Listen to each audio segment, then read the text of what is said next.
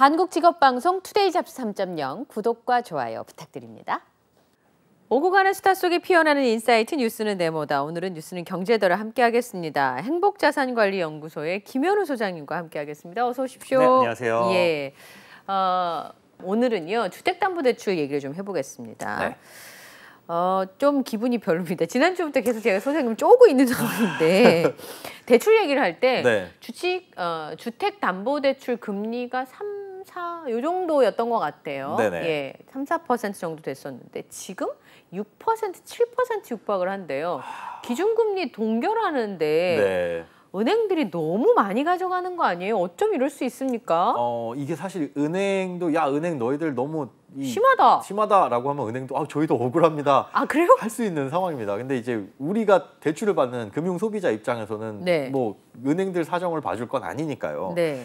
대출 금리가 3%대로 내려왔습니다라고 말씀드린 게 한 5월 정도였는데 그때부터 다시 바닥을 찍고 6월, 7월 지금 7월 들어서는 변동금리의 하단이 4.3% 정도 그리고 상단이 6.9%. 물론 이제 주택담보대출이나 이런 것들을 최상단에 받으시는 분들은 안 계실 거예요. 여기서 뭐 자동이체만 하거나 각종 우대금리 좀 받으면은 중간 정도 내지는 뭐 하단으로 내려올 텐데 그래서 이제 하단을 좀 주로 눈여겨봐야 되는데 이것도 이제 다시 4%대를 뚫고 올라왔습니다. 그렇죠. 관심 가지지 않은 사이에 이만큼 올라온 것 같은데 네. 이 변동금리 주택담보대출뿐만 아니라 고정금리 주택담보대출도 살짝 오르고 있는 추세. 그러니까 실제로 지금 요즘 들어서 대출을 받으시는 분들은 둘 중에 뭘 받을까도 고민이지만 한 달 정도 빨리 받을 걸이라는 그 후에도 조금 하실 수도 있어요. 예. 이 추이가 얼마나 갈 거냐도 좀 판단을 해봐야 되는데 뭐 뒤에서 말씀드리겠지만 이게 잠깐 이렇게 반짝하지는 않을 것 같다. 이런 무시무시한 얘기를 아침부터 죄송합니다. 또 이렇게 안 좋은 소식을 전해드려서 네. 지금 다시 어느 정도 당분간은 좀 요 추이가 유지가 될 것 같다는 이 소식입니다. 소장님, 네. 근데요 시장에는 보이지 않는 손이 있다면서요. 예. 아니 근데 기준금리가 내려가는데 왜 주택담보대출 금리가 올라가냐고요. 이걸 그렇게 생각하시면 될 것 같아요. 이제 기준금리의 역할은 시중금리를 어느 정도 이쪽 방향으로 끌고 가고 싶다라고 하는 역할이라고 보시면 됩니다. 그러니까 말이 한 100마리 정도 있는데 네, 100마리. 그 앞에서 이제 뭔가 선두가 되는 말들의 고삐를 이제 끌어당기는 그 정도 역할. 그러면 이제 줄줄줄 쫓아오지 않겠는가라고 생각이 되는데 보통 일반적인 상황에서는 쫓아오는 게 대부분인데 지금은 앞에 선두말 한 10마리 정도 이쪽으로 끌어도 나머지 90마리의 말이 저쪽으로 좀 방향을 바꿔서 튀어나가는 그런 형국이거든요. 이게 왜 그러냐면 주택담보대출 변동금리 같은 경우에는 코픽스라는 거를 기준으로 하죠. 이제 코픽스 금리가 6월 기준, 그러니까 7월 15일에 발표된 그 6월 코픽스가 살짝 올랐습니다. 그러니까 5월에 바닥이었다가 예금 금리가 오르는 바람에 6월하고 7월에 코픽스 금리가 오르면서 원가가 오르게 된 거죠. 그러니까 뭐 이제 우리가 김밥을 쌀 때도 단무지 가격이 올라서 어쩔 수 없어요라는 이런 개념인데 김밥값을 올릴 수밖에 없는. 맞습니다. 그러니까 여기서 은행들이 마진의 폭을 더 늘린 게 아니라 그냥 원가 자체가 올라가서 변동금리 대출에는 그게 그대로 반영이 됐다. 네. 그러니까 예금하고 적금 금리가 소폭 올랐는데 그 오른 만큼 정도 0.4% 정도 올랐다. 이렇게 생각을 하시면 될 것 같고 뭐 채권 은행채도 마찬가지로 시중금리가 좀 올라가면서 그런 영향이 발생을 한 거죠. 조달하는 원가가 올라서 맞습니다. 기준금리는 이쪽 방향으로 가겠다고 했지만 네. 우리가 이제 돈을 모아보니까 요 정도 이자를 안 주고는 안 돼서 어쩔 수 없이 올랐어요. 네. 그럼 그 원인 중에 하나가 네. 새마을금고가 이제 뭐 지금은 좀 진정이 된 것으로 느껴지는데 네. 고객들이 돈 찾으러 막 오니까 돈이 필요해가지고 맞습니다. 그 채권을 많이 팔았다면서요. 이게 사실은 여기서 시작이 됐어요. 그러니까 은행들이 예적금 금리를 왜 올렸을 때 없이 네. 뭐 은행채 금리는 왜 올라가 이게 새마을금고에서 촉발됐다고 보시면 됩니다. 그러니까 이 새마을금고. 새마을금고가 사실은 굉장히 큰 돈을 가지고 있잖아요. 그러니까 고객 예금들 모아놓은 게 뭐 300조 원이 넘고 뭐 이런데 네. 굉장히 큰 뭐 금융기관이라고 볼 수 있는데 여기에 이제 뱅크런이 우려된다, 뭐 새마을금고 부실이 우려된다라고 하니까. 뱅크런, 사람들이 예금을 다 빼나갈 게 걱정되니 뭐 정부도 나서서 그럴 일 없다라고는 했지만 혹시 모를 상황에 대비하기 위해서 갖고 있는 건 좀 팔았습니다. 네. 근데 그 갖고 있는 거 판 게 어떤 걸 팔았느냐, 채권들. 그 채권들을 시장에 내다 팔다 보니까 시장에서 채권 가격 자체가 하락을 하는 거죠. 무언가 큰 손이 자꾸 채권을 시장에 내다 팔게 되면 이런 일이 벌어지는데 그 내다 판 규모가 이번 달 중순까지만 한 5조 원이 좀 넘는 규모였어요. 그 큰 거예요, 한 달 파는 것 중에는? 지난달 한 달 동안 판 게 한 1조 원 약간 넘었거든요. 그러니까 다섯 배 정도 되는 걸 물량이 맞죠. 이제 보름 만에 처분을 한 겁니다. 그러니까 시장에다가 그걸 막 쏟아내다 보니까 네. 단기간에 시장에서는 다른 채권들의 가격이 떨어질 수밖에 없는 거고요. 그렇게 되네요. 그러면 채권 가격이 떨어졌다는 건 채권 금리가 올라간다는 뜻이죠. 예, 뭐 시장에서 새롭게 채권을 발행하려면 금리를 더 줘야 되는, 이자를 더 줘야지 돈을 빌려줄 테니까. 네. 그러다 보니까 은행채 금리도 덩달아서 올라갔거든요. 그러니까 은행 입장에선 뭐야, 우린 잘못한 거 없는데, 그리고 기준금리는 동결인데 뭐야, 뭐 이렇게 된 거죠. 네, 쟤네들이 채권을 내다 파는 바람에 우리 또 금리를 높게 조달해야 되겠네. 이거 돈 빌려오기 앞으로 힘들겠네. 그럼 조금 돈 좀 미리 끌어당기자 해서 예적금 금리를 살짝 올렸어요. 그러다 보니까 이게 변동금리 대출에도 영향을 미치게 되고, 그 다음에 은행채 금리가 올라갔다는 건 고정금리의 원가가 되는 게 은행채거든요. 그러니까 은행채 금리도 한 0.3%에서 0.4%포인트 정도 올랐습니다. 네. 그러니까 고정금리 주택담보대출을 받으시려는 분들도 금리가 올랐네 이렇게 느낄 수밖에 없는 거고요. 그러니까 새마을금고에서 시작된 것이 이제 이 나비 효과가 이렇게 펼쳐지고 있다는 거. 그러니까 기준금리를 동결해가지고 어느 정도 이제 대출금리가 떨어지지 않을까라고 예상했던 게 뭐 지난달, 지지난달 정도의 전망이었는데 네. 생각지도 못한 이 엉뚱한 새마을금고 사태 때문에 대출 금리가 살짝 오르고 있다. 그러니까 이게 완벽하게 진정이 되지 않으면은 당분간 이런 상황들이 꾸준하게 이어질 것 같다는 소식입니다. 어마무시한 얘기. 그러니까요. 제가 죄송하네요. 예전 같으면요, 예금 네. 금리를 좀 올려준다고 하면 반가웠을 텐데 그쵸. 요즘은 저금이나 예금을 할 수 있는 여력보다는 네. 대출을 사용하시는 분들이 많으니까 맞습니다. 이런 뉴스가 훨씬 더 크게 다가오는 것 같아요. 네. 지금 말씀하신 것처럼 채권이 많은 물량이 풀리면서 아무래도 조달 금리가 높아질 수밖에 없었다고 하셨는데요. 네. 미국 FOMC도 아예 뭐 동결하겠다, 이제 안 올리겠다, 내리겠다 그런 거 아니잖아요. 그렇죠. 그러면 미국의 FOMC의 금리를 올릴 수도 있는 상황이 오면 네. 우리나라도 지금도 그 금리 차가 굉장히 큰데 더 벌어지게 둘 수는 없지 않겠습니까? 그렇죠. 아무래도 뭐 한은에서 그래도 뭐 미국의 기준금리를 반드시 따라가야 되는 것은 아니다라고 그렇죠. 했지만 그렇다고 무시할 수는 없다라고 약간 이제 모호한 그럼요. 발언을 하긴 했어요. 그런데 실제로 FOMC에서 이제 금리를 올릴 것이냐, 근데 시장은 그렇게 크게 이 말에 신경을 쓰지는 않는 모양새기는 합니다. 그러니까 금리를 올리는 이유 자체가 가장 근본적인 건 이제 물가를 잡기 위해서인데, 물가 같은 경우에 주택 가격이나 지금 주택 임대료, 이제 미국의 이런 것들도 지금 자리를 잡아가고 있고, 그러니까 굳이 올릴 이유는 없는 상황이라는 거죠. 네. 여기서 더 올리는 거는 뭐 선제적으로 혹은 그냥 단기간 잠깐 올리지 않겠느냐라는 정도고, 전반적인 이제 금리 인상의 추세는 꺾어진 것 같다라고 보는 게 이제 시장 전망이라서, 이미 지금 채권 시장이라든지 여기에 이제 반영되어 있는 금리는 앞으로 이런 전망들, 그러니까 FOMC에서 뭐 의사록에서 나온 그런 얘기들, 매파적 발언들 이런 것들도 다 반영이 되어 있는 금리라고 볼 수 있을 것 같아요. 뭐 인하까지는 기대하지 않아도 특별한 일이 있지 않는 한 그래도 금리를 올릴 가능성은 아직까지는 적다. 그러니까 네. 중앙은행들이 가장 걱정하는 포인트가 이거인 것 같습니다. 나는 올릴 거야, 너희들 그 긴장의 고삐를 늦추면 안 돼라고 시장에다가 계속 확성을 되고 신호 정도가 아니라 그냥 경고를 계속 하고 있는데도 이젠 그 신뢰가 확 떨어진 거죠. 그러니까 작년 뭐 4월이었나요? 물가는 그렇죠. 반짝 오르는 것입니다라는 것부터 우리가 이제 연준을 못 믿기 시작하면서 각국 중앙은행들이 금리 더 이상 더 이상 뭐 안 올리지 않습니다. 올릴 수도 있습니다. 그리고 뭐 낮출 계획은 당분간 없습니다라고 얘기를 하더라도 그 말을 그냥 반은 듣고 반은 흘려버리는 뭐 이런 상황이라서 그런 것들에 대한 우려도 이미 시장 금리에 반영이 되어 있다고 보고요. 그것 때문에 사실 미국 지금 주식시장도 나날이 계속 오르고 있거든요. 그러니까 그런 기대감이 다 포함이 된 게 이제 시장이 앞서간다. 그러니까 앞에서 말을 10마리를 이렇게 끌고 가는데 이미 90마리의 말은 저쪽으로 달려가고 있어서 중앙은행들의 고민도 많이 깊어질 것 같습니다. 그러니까 예전과 달리 그렇죠. 신뢰도가 그렇게 높지 않다는 네. 말씀인 건데요. 예. 어느새 그렇게 됐네요. FOMC 의장이 그런 얘기를 했는데. 골치 아플 겁니다. 힘들 것 같아요. 네. 그렇죠? 예.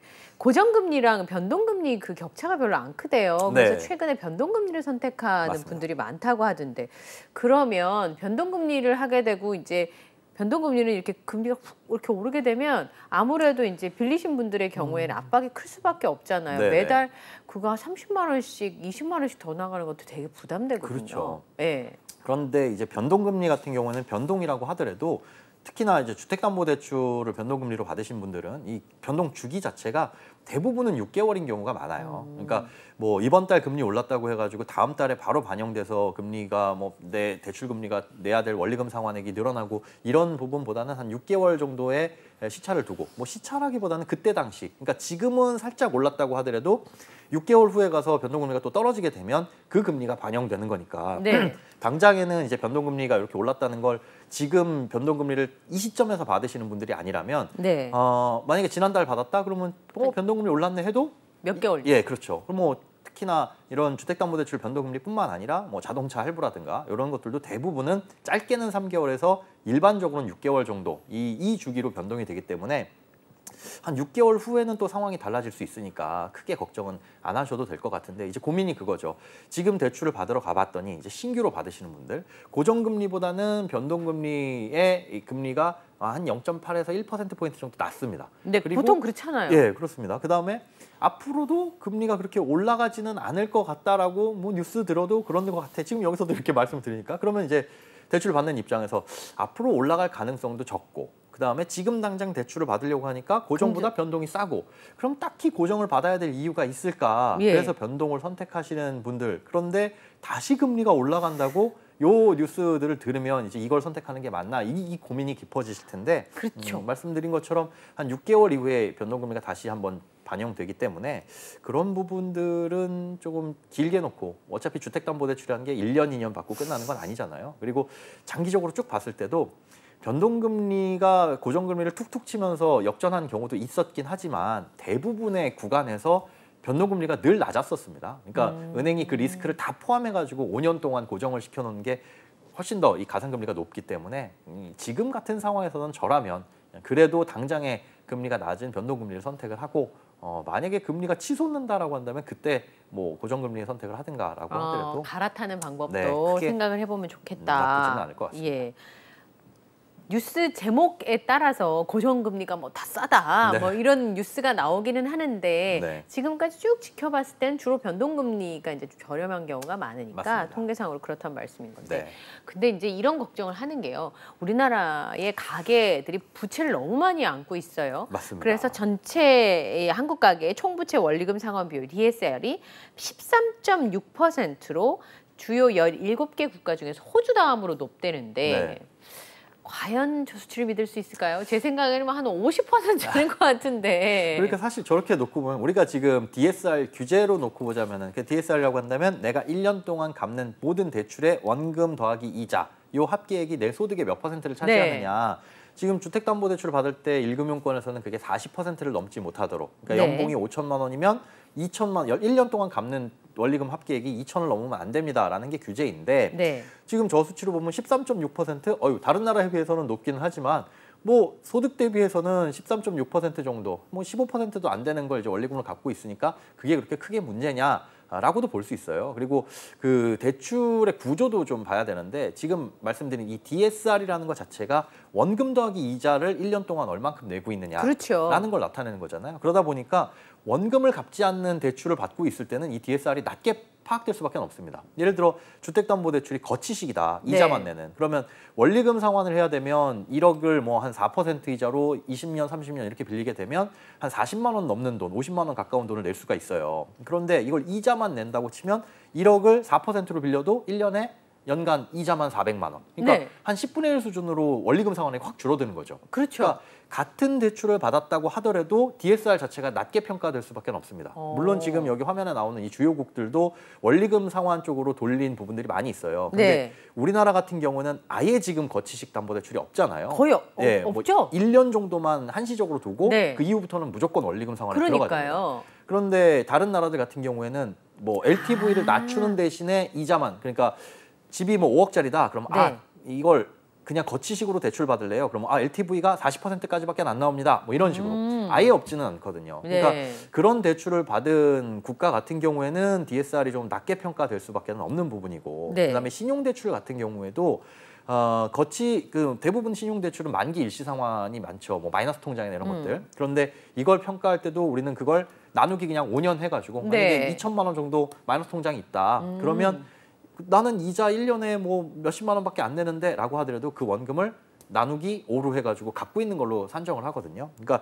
이 DSR을 계산하는 방식에 따라서 좀 달라질 수 있다. 하지만 똑같은 방식으로 적용했을 때 이렇게 높다면 그래도 우리나라 소득 대비해서 다른 나라에 비해 DSR이 좀 높게 나올 수 있으니까 그건 뭐 경계해야 되는 지표는 맞는데 너무 이거 가지고 야 큰일 났다. 앞에 이제 호주밖에 없네. 호주 빼면 우리가 제일 높은 빚이 많네. 비율이네. 뭐 이렇게.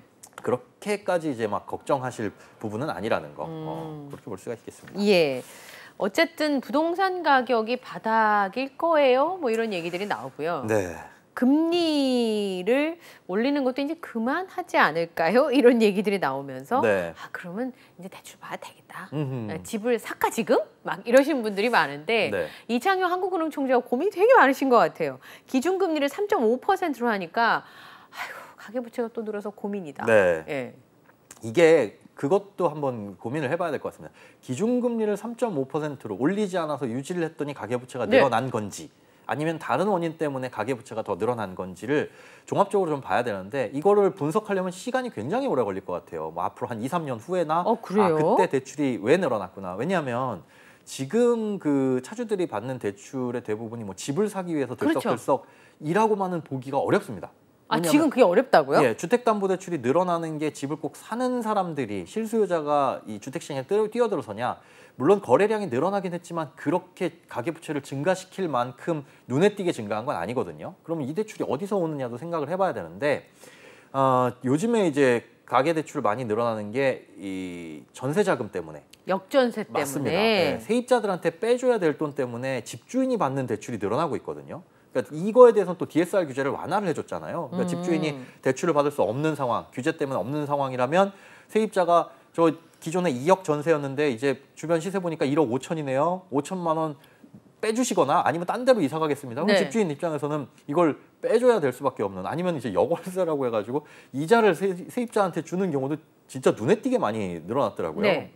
그러다 보니까 집주인들이 받는 추가적인 대출들, 그러니까 이런 영향도 무시를 못한다는 거죠. 그래서 이 기준금리를 올리지 않거나 낮추면은 가계부채가 늘어날 게 지금 너무 걱정이다라고 하는 건 부동산 시장이 이제 바닥을 찍고 올라가기 때문에 사람들이 또다시 집을 막 사려고 하지 않을까에 대한 걱정보다는 아직까지 그러기엔 금리 부담이 너무 높습니다. 4%, 5%면 주택시장에 뛰어들기에는 미래를 보고 그러면 차라리 금리 떨어지고 사지. 지금 상황에서 쉽사리 뛰어들기는 어렵거든요. 그러니까 가계부채 지금 늘어나고 있는 것 중에 주택담보대출이 늘어나는 건 실수요자가 집을 사기 위해서뿐만이 아니라 이런 역전세 우려 때문에 역전세 난 때문에 늘어나는 대출도 있을 수 있으니까 그게 이제 또 금리가 올라버리면 이분들의 부담으로 작용할 테니 요것들은 종합적으로 좀 판단을 해봐야 되는데 실제로 왜 늘어났는지 그래서 분석을 하려면 이게 한두 달 가지고는 안 됐고 한 2, 3년 정도 걸려서 그때 이것 때문에 늘어났구나 이럴 수밖에 없다는 거죠. 지금 결과가 필요할 것 같은데 그러니까요. 소장님 2, 3년 뒤에 그때 알면 뭐 그냥 교수님들한테는 좋으시겠지만 그렇죠. 저한테는 큰 도움이 안 될 것 같아요. 맞습니다. 그러니까 이런 것들이 분석이 되면 나중에 이런 다른 비슷한 일이 생겼을 때 어떤 정책적인 결정에 도움은 되겠는데 그래서 지금 사실 중요한 게 여러 가지 아이디어를 내봐야 된다는 겁니다. 그러니까 가계부채가 늘어나고 있는 게 다시금 부동산 시장에 들썩거려서인지 그게 아닐 가능성을 다 배제하고 생각하다 보면 올바른 정책이 나오지 않을 수가 있거든요. 그러니까 여러 가지로 좀 판단을 해봐서 이 가계부채 문제를 잡기 위해서 금리를 조금 더 올린다라는 건 지금 상황에서 뭐 연체율도 막 늘어나고 있는 이 상황에서는 조금 위험한 생각이 들 수 있어서 그런 부분이 좀 우려스러운 거죠. 그 챗GPT한테 좀 하라고 하면 안 돼요? 챗GPT한테 물어보면 좋은 결과가 나오기도 하는데 엉뚱한 소리를 하는 경우도 있더라고요. 세종대왕 맥북이요? 그런 소리를 하는 경우가 있어가지고 참 요즘에 진짜 중앙은행 이런 총재분들의 머리가 굉장히 아플 것 같습니다. 복잡하실 것 같아요. 이거를 잡자니 저게 아까 사실 물가 얘기 우리 잠깐 했었잖아요.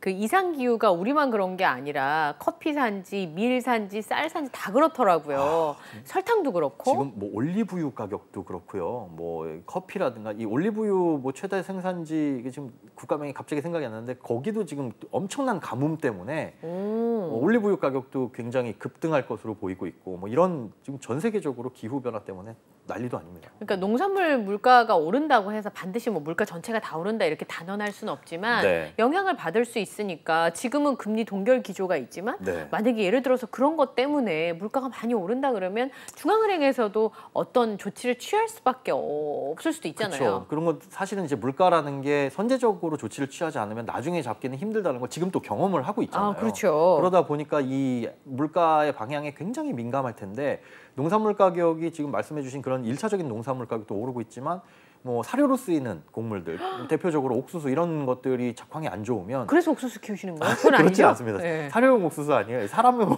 옥수수인데 그 사료용 옥수수 가격이 오르게 되면 이제 돼지고기 가격, 뭐 소고기 가격이 당연히 다 오르겠죠? 네, 덩달아서 오를 수밖에 없어서 전체적인 식품 물가가 자극이 될 수밖에 없습니다. 그러다 보면 이제 조금 잡혀가나 싶은 물가들이 또다시 꿈틀거릴 수밖에 없어서 만약 그렇게 되면 또 중앙은행도 선택을 할 수밖에 없을 그렇죠. 거고. 그런데 그런 조짐이 보인다, 기미가 보인다 그러면 선제적으로 대응을 해야 되기 때문에 네. 그런 고민이 깊어지는 거죠. 더 이상 금리를 올렸다가는 경기에 굉장히 안 좋은 영향을 미칠 것 같은데 네. 상황을 보니까 이게 물가가 또 좀 더 꿈틀거릴 것 같네 라는 판단이 들면 이제는 어떻게 해야 되지라는 고민이 더 깊어질 수밖에 없는 거죠. 하반기에 금리가 이제 뭐 동결이 되거나 하는데 플랫폼이 많아져서 막 경쟁을 하게 되면 네. 저 같은 소비자들에게 좀 유리한 상황, 금리 좀 내려주거나 우대 금리를 많이 주거나. 그랬으면 좋겠는데요. 이게 지금 상황이 여의치가 않습니다. 이제 금융기관들의 상황도 이게 무슨 뜻이냐면 지금 1금융권도 신용대출을 안 해주려는 추세예요. 요즘에 대출 받으러 가보신 분들은 기존의 신용 등급으로 표현을 했을 때는 한 2등급 최소 이상은 돼야 신용대출을 해주려는 추세입니다. 그러니까 보통 우리가 1금융권 은행에서 신용대출을 받으면 한 5등급 이상 정도면은 가능하다라고. 네, 대략 해주잖아요. 맞습니다. 뭐 신용점수 700점 이상이면 문제 네. 없어. 근데 요즘에 1금융권 신용대출을 받는 사람들의 평균 신용 점수를 보니까 922점. 이게 5월 기준입니다. 그러니까 한 불과 6개월 전만 하더라도 800점대 후반이었어요. 근데 이게 이렇게 많이 올라온 거죠. 그러니까 왜 이렇게 많이 올라왔느냐? 고신용자들이 돈을 많이 빌리러 갔나? 이게 아니라 은행들이 저신용자들 신용 점수가 조금이라도 낮으면 이제 걸러내고 있다는 겁니다. 안 해주는 거네요. 안 해주는 겁니다. 그러니까 왜 이런지를 봤더니 지금 1차적으로 추측이 되는 이유가 연체율이 높아지고 있는 상황. 그러니까 보통 연체율이 높아지고 있는 건 저축은행이라든지 뭐 상호신용금고 이런 것들 이제 네. 2금융권의 연체율이 높아지는 게 우리가 일반적으로 볼 수 있잖아요. 또 새마을금고 같은 경우는 법인대출 연체율 높아지고 있다. 그래서 2금융권들 문제 있는 거 아닌가라는 우려가 나오고 있었는데 1금융권의 연체율을 보니까 1금융권 연체율도 1년 전에 비해서 한 0.3%포인트 정도 올라갔습니다. 이게 꽤 높은 수치거든요. 과거에 요런 기간 동안 이렇게 급증한 거는 한 7년 만에 처음 있는 일이에요. 그러다 보니까 은행권들도 이거 미리 관리하지 않으면 안 되겠다라는 판단에 해야죠. 맞습니다. 그래서 고신용자들을 위주로 지금 대출을 해주고 있는 추세고 이게 1금융권 전반 그리고 인터넷은행에도 그런 분위기가 영향을 번져지고 있거든요. 특히나 인터넷은행 같은 경우에는 대출 받아보신 분들은 알겠지만 다른 시중은행들에 비해서 덜 까다롭습니다. 간편하고 심지어 그 문턱 자체도 낮아요. 네. 내가 주거래은행에서 받으려고 했던 신용대출이 한 번도 거래하지 않은 인터넷은행에서 나오네. 네. 이런 경험 해보신 분들이 있으실 텐데 그런데 이제 인터넷은행은 다른 고민이 또 하나 있는 게 처음에 인터넷은행이라는 게 출범을 할 때 이 허가를 내준 조건 자체가 뭔가 다른 점이 있어야 되지 않겠느냐. 기존에 있던 오프라인 은행에 비해서. 그렇죠. 그래서 뭘 다른 점을 조건으로 내걸었냐면 그 중신용자들에 대한 대출 요것 좀 많이 좀 해줘라. 그래서 한 40% 대략 40% 이상은 중신용자들의 대출을 무조건 유지를 해야 돼요. 그러니까 대출이 총 100억 원이 나갔다. 그러면은 40억 원 정도는 그 중신용자들을 위한 대출로 유지를 하고 있어야 되는데 이게 그 비율을 유지하려다 보니까 고신용자 대출을 줄일 수밖에 없는 겁니다. 그러니까 전체적으로 그렇게 비유하면 맞을까요? 밥과 반찬을 1대1로 내놓아라라고 했는데 반찬이 줄어드니까 반찬을 늘려야 되는데 중신용자들에 대한 대출을 더 늘릴 수가 없으니 위험하니까 아예 밥량을 줄여버리는. 그래서 고신용자 대출을 줄이니까 전체적으로 대출 문턱이 이 1금융권에서 인터넷은행에서 높아져 가고 있고 그러다 보니까 요즘에 이제 신용대출을 받으시려는 분들은 1금융권에서 거절이 나거나 아니면 한도가 굉장히 축소된다. 그래서 아마 재작년인가 겪어보신 적 있을 거예요. 정부에서 이제 가계부채 관리를 위해서 대출을 하지 말아줘라, 줄여라라고 했던 적이 있었는데 그때 마이너스 통장 기존에 갖고 있던 거 이제 좀 줄여주세요, 상환해주세요. 맞아요. 네, 그런 경우도 있었죠. 뭐 그런 비슷한 경험들을 이제 또 하실 수가 있는 겁니다. 걱정스럽네요. 실업급여율을 조금 더 해볼게요. 네. 사실 정치권에서 논쟁이 굉장히 많이 있었습니다. 근데 실업급여가 도덕적 해이를 부르는 측면도 있다. 네. 또 한쪽에서는 그 정말 필요한 건데 이거 깎으면 안 돼요. 이런 약간의 그 찬반 논란이 좀 있었는데요. 네. 실업급여 부정수급 문제는 계속 나왔던 얘기이긴 해요. 그렇죠. 근데 그것 때문에 이걸 줄일 것인가 이건 또 다른 문제이긴 한데. 맞습니다. 부정수급 사례가 우리가 알고 있는 것보다 많습니까, 소장님?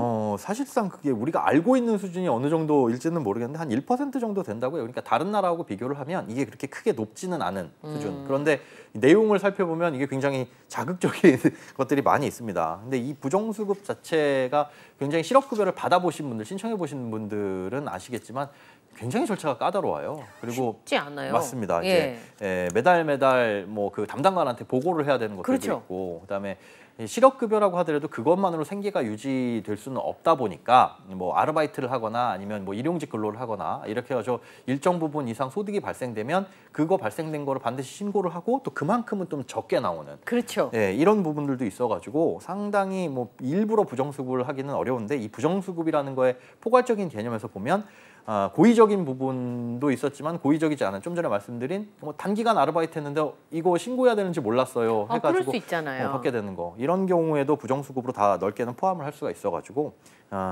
사실상 모든 이런 어떤 복지나 이런 안전망에서는 이런 것들이 완벽하게 부정수급을 뭐 차단할 수는 없을 것 같습니다. 것 같아요. 늘 이제 우리나라도 마찬가지고 다른 뭐 미국이나 이런 곳들도 마찬가지인 거고요. 예. 근데 실제로 실업급여 제도가 문제점으로 지적됐던 부분 중에 하나가 네. 일을 해서 최저임금을 받아서 돈을 받는 것보다 실업급여가 더 많으면 누가 일을 하겠냐라고 네. 하는 주장인데 실업급여의 하한선이 지금 말씀드렸던 것처럼 일할 의욕 자체를 꺾어버릴 정도로 그 정도라고 평가하시는지요? 글쎄요. 제 개인적인 생각은 전혀 그렇지가 않습니다. 이제 실업급여 자체가 최저임금으로 받는 수준보다 높으면 최저임금 버는이 실업급여 받는 게 낫다라는 네. 판단을 할 수 있다는 게 이런 지적인데 실제로 계산을 해보면 최저임금을 받았을 때 뭐 얼마 전에 나온 자료가 있죠. 최저임금보다 오히려 실업급여 받는 게 돈이 더 많다. 근데 이거 계산 자체가 약간 팩트는 조금 틀렸습니다. 그래요? 최저임금을 받았을 때 실제로 수령하는 금액을 어떻게 계산하는지 봤더니 뭐 4대 보험이라든지 그다음에 세금, 소득세 이런 거 내는 거를 10.3%로 일괄 계산했어요. 그런데 실제로 최저임금 수준을 받게 되는 근로자 같은 경우에는 우리나라에서 이제 연말정산할 때 그 소득세 냈던 것들을 계산을 다시 하잖아요. 네. 우리나라의 근로소득자 중에 거의 40% 가까운 분들이 이제 면세자입니다. 그러니까 세금을 다 돌려받으세요. 그러니까 이것저것 세액공제하고 소득공제 하면은 실제로 낸 세금은 없어서 이 네. 세금을 10.3%나 낼 일은 없다는 거고요. 그 다음에 이제 4대 보험 같은 경우에도 고용보험이나 그리고 국민연금 같은 경우에 두루누리 지원 제도라고 있어가지고 80% 정도를 3년 동안은 지원해 줍니다. 네. 그렇기 때문에 실제로 10.3%나 내지는 않죠. 그리고 국민연금도 9% 내긴 하지만 회사에서 4.5% 그리고 그렇죠. 개인이 4.5% 내는 거니까 실제로 받는 돈에서 많이 차감을 했다. 많이 차감하고 실업급여하고 받는 걸 비교하다 보니까 이게 이렇게 역전될 수 있다. 뭐 이런 지적이 나오는데 이렇게 되는 사례는 극히 희박하고 진짜 찾아볼래야 힘든 거고요. 그리고 그렇다라고 하더라도 이게 그러면 고용보험이 많이 주는 거냐 실업급여가라고 생각할 게 아니라 오히려 이제 최저임금 수준이라든지 그럼 임금 수준이 너무 낮은 거 아니냐라고 생각을 해봐야 되고 지금 실업급여 자체가 그럼 다른 구직 활동을 하는데 충분한 제 역할을 해주고 있느냐도 좀 봐줘야 되는데 우리나라 같은 경우에는 평균 임금의 한 60% 그렇죠. 정도를 받게끔 돼 있습니다. 그런데 다른 나라 보니까 독일 같은 경우에는 한 60에서 67, 그리고 프랑스는 한 57에서 75%, 뭐 일본 같은 경우에는 50%, 80%니까 다른 나라에 비해서 우리가 월등하게 높거나 뭐 현저하게 낮거나 그런 수준은 아니라는 거. 오히려 아마 실업급여를 받아보신 분들, 받지 못하신 분들, 특히나 이제 받지 못하신 분들은 그걸 이제 되게 어렵다라고 느끼셨을 거예요. 뭐냐면 비정규직 분들이 더 많이 못 받으셨고, 그렇죠. 그리고 이제 특수고용직. 네. 뭐 아마 이 방송에 참여하시는 뭐 작가분들이나 이런 경우에는 고용보험료를 이제 다들 특수고용자라고 해서 내게끔 되어 있거든요. 네. 그런데 이분들이 실업급여를 받으려면 모든 소득이 다 끊어져야 됩니다. 그러니까 이 특수고용자 같은 경우에는 뭐 배달 기사라든가 네. 한 가지 일만 하는 경우보다는 투잡, 쓰리잡으로 여러 가지 일을 하는 경우들이 있어요. 왜냐하면 고용이 불안정하니까 어느 뭐세 가지 일자리 중에서 하나가 끊어지면 나머지로도 생계를 유지해야 되니까 여러 가지 일자리를 갖고 계신 분들이 많이 있는데 이런 것들이 모두 다 끊어져야 실업급여 대상자가 돼요. 사실은 그렇게 보면 아직까지도 우리나라의 이제 고용 안전망은 완벽하지 않은 상태인데 이걸 더 낮춘다? 이거 물론 허점이 있고 문제가 있긴 하지만 그런 것들을 한다면 조금 걱정이 됩니다. 네. 네. 자, 오늘 뉴스는 경제다. 김현우 소장님과 함께 실업급여에 대한 전망까지 전해드렸습니다. 오늘 말씀 고맙습니다. 네, 고맙습니다. 예.